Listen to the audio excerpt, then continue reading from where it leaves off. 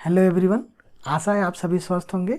अपने वादे के मुताबिक एक बार फिर से मैं आपके सामने एक नई वीडियो लेकर के हाजिर हुआ हूँ।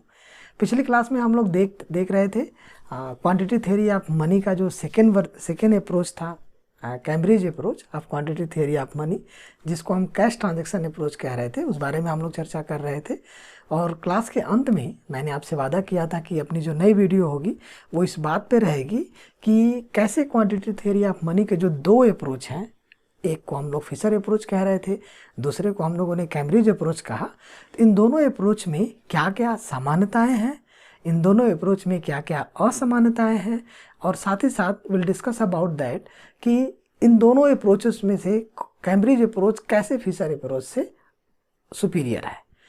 तो आज के अपनी क्लास का जो मेजर अट्रैक्शन है वो यह है कि similarity between Fisher approach and Cambridge approach, dissimilarities between Fisher approach and Cambridge approach, and तीसरा superiority of Cambridge approach over the Fisher approach. तो बिना समय गंवाए हम सिमिलरिटी की चर्चा करते हैं।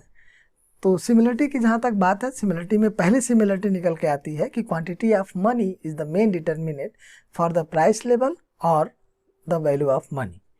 इन दोनों सिद्धांतों में कैम्ब्रिज अप्रोच और फिशर अप्रोच के मध्य जो पहली समानता है वो इस बात को लेकर के है कि दोनों सिद्धांत इस बात को मानते हैं कि क्वांटिटी ऑफ मनी ही जो है मेन डिटर्मिनेंट है कीमत स्तर के निर्धारण में, और बाद में जाकर के वैल्यू ऑफ मनी को निर्धारित करने का कार्य कर रही होती है।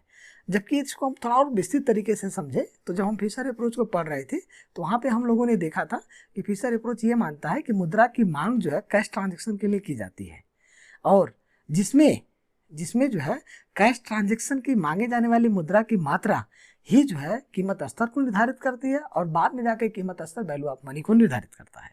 लेकिन जब हम कैम्ब्रिज में पढ़ रहे थे तो कैम्ब्रिज में हम लोगों ने ये देखा कि मुद्रा की मांग क्यों की जाएगी, it would B demand for cash balances, और यही जो कैश बैलेंस है यही जो है आगे जाकर के कीमत स्तर को निर्धारित करता है, और कीमत स्तर आगे जाकर के मुद्रा के मूल्य को निर्धारित कर रही होती है।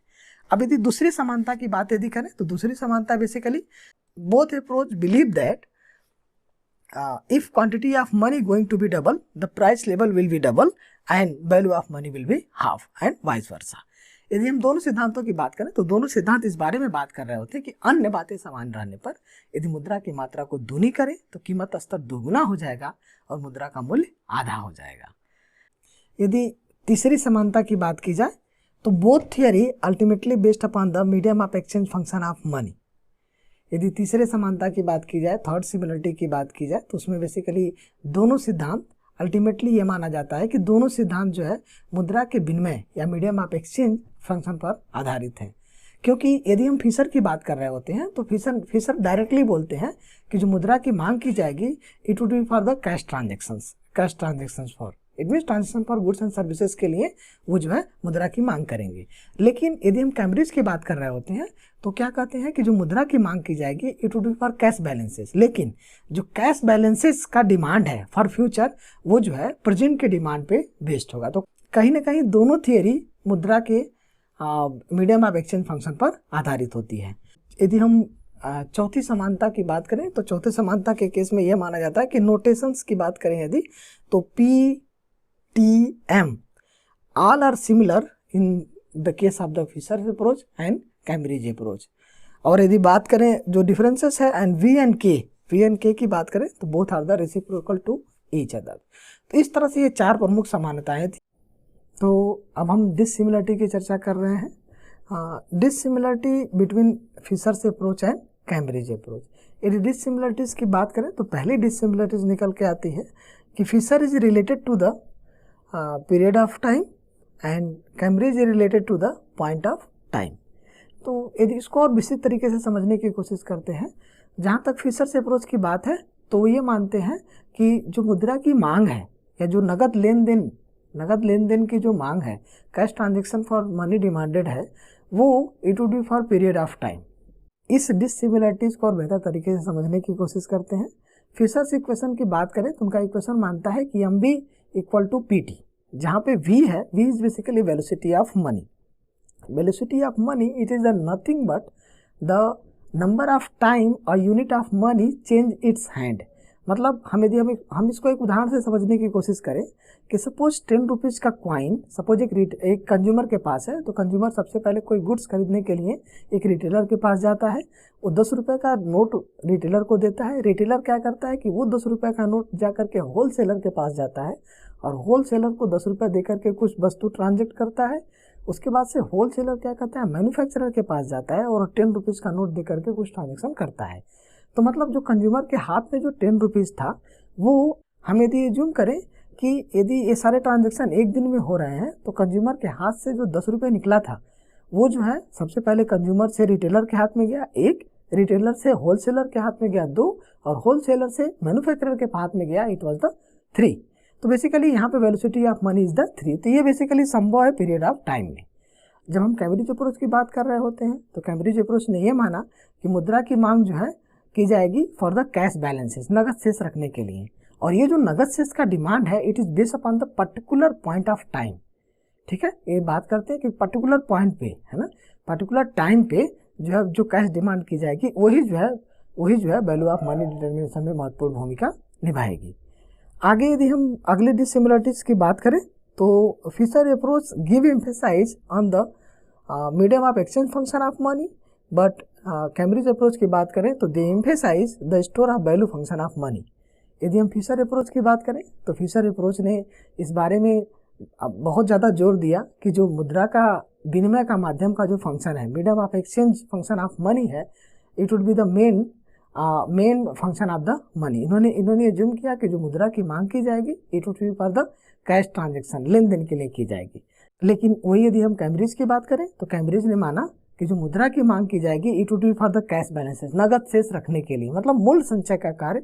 उन्होंने मुद्रा के स्टोर ऑफ वैल्यू फंक्शन को बहुत ज़्यादा जोर दिया। तीसरे डिसिमिलरिटीज की बात करें, तो फिशर ये मानते हैं कि money is a flow variable, और कैम्ब्रिज की बात करें तो कैम्ब्रिज ये मानते हैं कि money is a stock variable. इसको और बेहतर तरीके से समझते हैं कि Fisher approach basically period of time पे रिलेटेड है, तो इसीलिए इन्होंने मनी को जो है एक फ्लो वेरिएबल माना। इन्होंने ये माना कि एक पर्टिकुलर पीरियड ऑफ टाइम में जो वस्तुओं के ट्रांजेक्शन के लिए मुद्रा की मांग है, वही जो है मुद्रा के मूल्य के निर्धारण में महत्वपूर्ण भूमिका निभाएगी। लेकिन यदि हम कैम्ब्रिज की बात करें, तो कैम्ब्रिज ने ये एज्यूम किया कि money is a stock variable. उन्होंने कहा कि पर्टिकुलर पॉइंट ऑफ टाइम पे जो मुद्रा का कैश बैलेंस होगा, cash balance demand for money होगा, वही जो है मुद्रा के मूल्य निर्धारण में महत्वपूर्ण भूमिका निभाएगा। और यदि हम चौथे असमानता की बात करें, तो चौथे असमानता की बात करें तो फिशर अप्रोच ये मानता है कि P is a general price level. लेकिन यदि हम कैम्ब्रिज की बात करें, तो कैम्ब्रिज ये मानता है कि P is a consumer goods prices. तो इस आधार पे यदि हम चौथी असमानता की बात करें, तो फिशर अप्रोच इस बारे में बात करते हैं, उन्होंने जो पी लिया है वो इस आधार पे लिया है कि P is a general price level. लेकिन यदि हम वही कैम्ब्रिज की बात करें, यदि हम कैम्ब्रिज की बात करें, तो कैम्ब्रिज ने यह माना कि P is a consumer goods prices. तो उन्होंने ये कहा कि पी उपभोक्ता वस्तुओं का मूल्य है। अब हम अपने क्लास के तीसरे प्रमुख अट्रैक्शन की बात करेंगे, जो बेस्ड है कि superiority of Cambridge approach over the Fisher approach. हम बात करेंगे कि how Cambridge approach is superior than the Fisher approach. तो पहले जिस बात की चर्चा की जाएगी, it is basically humanistic approach. जैसा कि माना जाता है कि Cambridge approach basically it is based upon the more humanistic approach compare to the Fisher approach. इसको बेहतर तरीके से समझते हैं कि जब हम लोग कैम्ब्रिज अप्रोच पढ़ रहे थे, तो हम लोगों ने देखा कि जो फ्यूचर कैश बैलेंसेस है, कैश बैलेंस की डिमांड है, वो बेस्ड है कि आज के प्राइस पे। हम लोगों ने देखा कि यदि प्रॉपर्टी प्राइस कम थी, उस समय कैश बैलेंस की डिमांड कम की जा रही थी। यदि प्रॉपर्टी प्राइस ज़्यादा थी, तो वैल्यू ऑफ मनी उस समय कम थी, जिसकी वजह से कैश बैलेंस की डिमांड ज़्यादा की जा रही थी। लेकिन वही यदि हम फिशर अप्रोच की बात कर रहे होते हैं, तो फिशर अप्रोच में हम लोगों ने ये देखा कि कैसे नगद लेन देन के लिए जो मुद्रा की मांग की जाती है, वही वैल्यू डिटर्मिनेशन में महत्वपूर्ण भूमिका निभाती है। जबकि हम जानते हैं कि आज का जो ट्रांजेक्शन डिमांड है, वो कहीं ना कहीं कीमत पर आधारित है, जबकि उसकी चर्चा जो है फिशर ने नहीं की थी। तो इसलिए हम ये मानते हैं कि Cambridge approach basically it is based upon the more humanistic approach compare to the Fisher approach. यदि दूसरी सुपीरियरिटी की बात की जाए, तो वो बेस्ड है कि integration of the theory of money with the general theory of value. जबकि हम यदि जनरल थियरी ऑफ वैल्यू की बात करें तो जो वो ये मानता है कि कीमतों का निर्धारण, किसी भी वस्तु का कीमतों का निर्धारण उस बिंदु पर होता है जहाँ पर मांग और पूर्ति शक्तियाँ दोनों एक दूसरे के बराबर हो जाएं। लेकिन वही यदि हम फिशर की बात कर रहे हो तो फिशर केवल supply side of the money को एम्फेसाइज कर रहा होता है। लेकिन जब हम कैम्ब्रिज की बात कर रहे होते हैं तो उन्होंने डिमांड साइड को ज़्यादा एम्फेसाइज किया, but he didn't ignore the supply side. तो कहीं ना कहीं इन्होंने थियरी ऑफ मनी को द जनरल प्राइस थियरी से जो है कोरिलेट करने का काम किया। यदि हम तीसरे सुपीरियरिटी की बात करें तो हम ये मानते हैं कि better mode of thinking, Cambridge approach को बेटर मोड ऑफ थिंकिंग माना जाता है, क्योंकि यदि हम फिशर अप्रोच की बात करें तो ये मानते हैं कि मुद्रा की मांग जो है कैश ट्रांजैक्शन के लिए की जाती है, और ये मानते हैं कि टोटल नंबर ऑफ ट्रांजैक्शन ही जो है कैश ट्रांजैक्शन को डिसाइड करता है। लेकिन यदि हम कैम्ब्रिज की बात करें तो कैम्ब्रिज ये कहते हैं कि मुद्रा की मांग जो है फ्यूचर कैश बैलेंसेस के लिए की जाती है, और ये जो फ्यूचर कैश बैलेंसेस है that would be based upon our income, मतलब हमारे आय के आधार पे जो है हम जो है फ्यूचर कैश बैलेंसेस को डिसाइड करते हैं। यदि हम चौथे सुपीरियरिटी पैरामीटर्स की बात करें तो माना जाता है कैम्ब्रिज अप्रोच को माना जाता है कि it is more realistic approach compare to the Fisher approach. इसको इसलिए कहा जाता है क्योंकि कैश बैलेंस को यह माना जाता है कि it is basically based upon the psychological और सब्जेक्टिव बिहेवियर ऑफ इंडिविजुअल्स, क्योंकि वो डिसाइड करता है कि उसका आज का खर्चा और भविष्य का खर्चा कैसे कोऑर्डिनेट होगा। लेकिन यदि हम फिशर अप्रोच की बात करें तो वो केवल आज के बारे में सोचते हैं, और they are saying that is basically very technical, and वो ये बोलते हैं कि कैश ट्रांजैक्शन या दैनिक वस्तुओं को लेन देन के लिए ही हम मुद्रा की मांग को कर रहे होते हैं।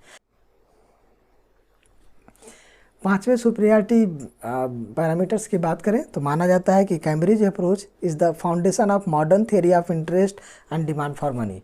उसमें यह माना जाता है कि कैम्ब्रिज अप्रोच ने मॉडर्न थियरी ऑफ इंटरेस्ट और डिमांड फॉर मनी को जो है एक फाउंडेशन देने का कार्य किया। इसको हम इस बात से समझने की कोशिश करते हैं कि आगे चल कर के किन्स ने जो है मुद्रा के 3 तरह के मोटिव की बात करी। एक को उन्होंने ट्रांजैक्शन मोटिव कहा, दूसरे को उन्होंने प्रिकॉशनरी मोटिव कहा, और तीसरे को उन्होंने स्पेकुलेटिव मोटिव कहा, जिसमें उन्होंने ये माना कि first 2 is based upon the income, transaction and precautionary based upon the income, and third one is based upon the rate of interest. जबकि हम देख रहे होते हैं कि यदि हम फिशर की बात करें तो फिशर ने केवल ट्रांजैक्शन मोटिव को ऐड किया, लेकिन यदि हम कैश बैलेंस अप्रोच की बात करें तो उन्होंने 2 मोटिव को ऐड किया, that was basically transaction demand for money, transaction motives, and दूसरे को उन्होंने प्रिकॉशनरी मोटिव कहा, जिसको उन्होंने कैश बैलेंस कहा। तो इस तरह से हम ये कह सकते हैं कि Cambridge approach basically create the foundation for the modern theory of interest and demand for the money. आज के लिए फ़िलहाल इतना ही। अगले क्लास में हम फिर एक नए वीडियो के साथ आपके सामने उपस्थित होंगे। प्रोबेबली अगला क्लास अपना जो है किन्स एंड फंडामेंटल इक्वेशन को लेकर के होगा, जिसमें हम लोग देखेंगे कि किन्स ने कैसे क्वांटिटी ऑफ मनी की धारणा से जो है बाहर निकल करके एक अलग जो है थियरी देने की कोशिश करी, जहाँ पे उन्होंने ये बताने की कोशिश करी कि कीमतों का निर्धारण केवल मुद्रा की मात्रा से नहीं होता है, other factors also important for that. तो इस बारे में हम अगली क्लास में करेंगे। तब तक के लिए bye bye, take care and be healthy. Thank you.